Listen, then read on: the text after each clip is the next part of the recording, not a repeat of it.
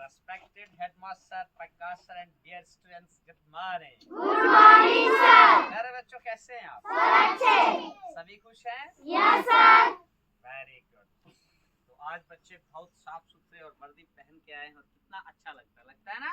Yes sir. शाबाश। तो पिछले कल क्या था प्यारे बच्चों?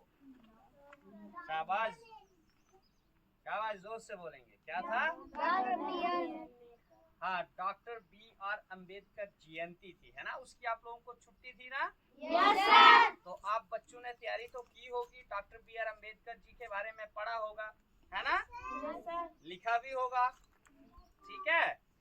तो उनके बारे में मैं आपको चंद लफ्ज सुनाना चाहता हूँ, ठीक है? यस क्योंकि आज इंफॉर्मेशन के दौर में हर एक इंसान इस चीज के बारे में जानता है या चीजें देख सकता है, लेकिन फिर भी मैं आपको अक्सर ये चीज कहता हूँ कि अपने माँ बाप और अपने शिक्षक जो गुरु हैं उनका नाम रोशन करने के लिए बच्चों का बहुत बड़ा रोल होता है। और उनमें से एक हमारे doctor B are Ambedkar ji थे, ठीक है? उनका पूरा नाम क्या था? डॉक्टर भीमराव रामजी अम्बेडकर, ठीक है? इतने बड़े नाम के पीछे उनकी माँ बाप और उनके गुरु का ये नाम जुड़ा हुआ था उनके साथ, ठीक है? तभी मैं अक्सर आपको कहता हूँ कि आप अच्छा करेंगे तो लोग कहेंगे कि इनको अच्छे गुरु ने शिक्षा दी है, और अगर आप बुरा करेंगे तो गुरु माँ बाप और गुरुओं को लोग क्या करेंगे? प्रताड़ना करेंगे, गाली देंगे, ठीक है? तो doctor B are Ambedkar ji ने जिंदगी में जितने अच्छे काम किए, जितनी डिग्रियां हासिल की, जो भी उन्होंने किया, और हमारा जो कॉन्स्टिट्यूशन बनाया उन्होंने, आयन, जिससे ये पूरा हिंदुस्तान चल रहा है, पूरी दुनिया दुनिया नहीं, पूरा जो हमारी कंट्री है, इंडिया है, वो चल रहा है, उस चीज के जो निर्माता हैं कॉन्स्टिट्यूशन के, वो doctor B are Ambedkar.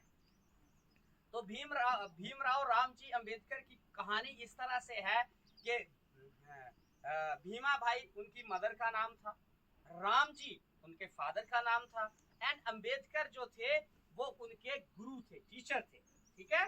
Krishna Keshav Ambedkar उनका पूरा नाम था। तो उनके गुरु ने जो था उनको अपना नाम दे दिया था कि ये बच्चा जो है ये इसका रोशन मुस्तकबिल है, ताकि इसको जिंदगी में कोई दिक्कत ना आए। और उनको सबसे बड़ी दिक्कत ये थी कि तब हमारे हिंदुस्तान में जो था जात पात का मसला चलता था, और वो काफी नीच जात से थे, मतलब उस वक्त उनको नीच जात से माना जाता था, वो महार जाति के थे, वो एससी थे। उनकी जो प्राथमिक शिक्षा थी वो आप लोगों की तरह नहीं शुरू हुई थी, जैसे आप आते हैं वी वेलकम यू, सारे हम एक दूसरे के साथ हाथ मिलाते हैं, जिस गिलास में आप पानी पीते हैं हम भी पी लेते, लेकिन तब ऐसा नहीं था।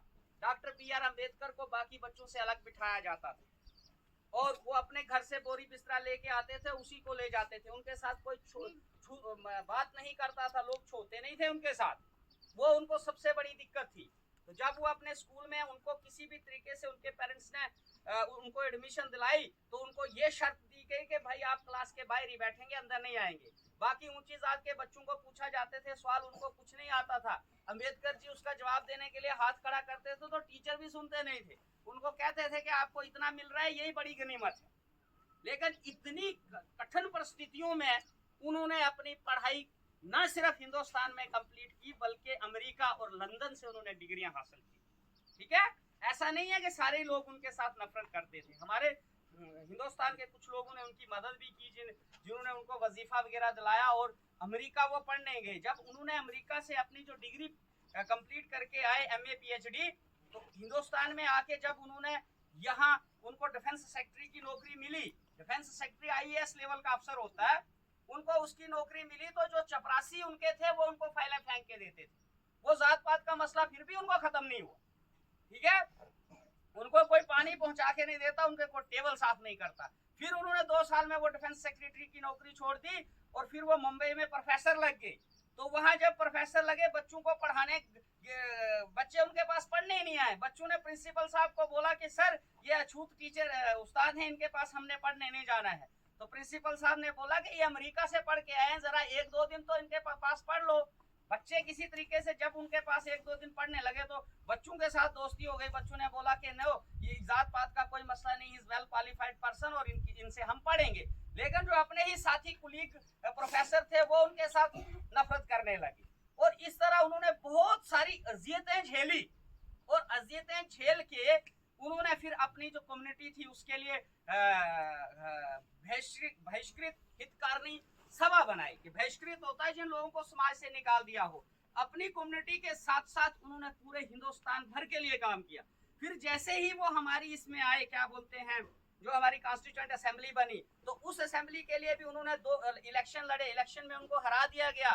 फिर बंगाल से उन्होंने इलेक्शन जीता, तो वहां क्या हुआ कि बंगाल जब पाकिस्तान के साथ हो गया तो फिर उनको दिक्कत बन गई, लेकिन फिर भी उनको किसी तरीके से कॉन्स्टिट्यूएंट असेंबली में डॉक्टर राजेंद्र प्रसाद जी ने लाया और उन्होंने इतना बड़ा हिंदुस्तान का कॉन्स्टिट्यूशन जो है उसको ड्राफ्ट कर दिया। और उनके पास 32 डिग्रीज थी, 32 डिग्री, इतनी डिग्रियां कोई हासिल नहीं कर सकता है। He was one of the qualified personality of our India.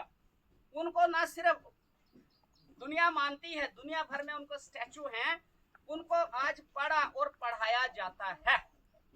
और हमारे बच्चों को इतनी सुख सुविधा होने के बावजूद भी हम बोलते हैं कि हम पढ़ नहीं सकते।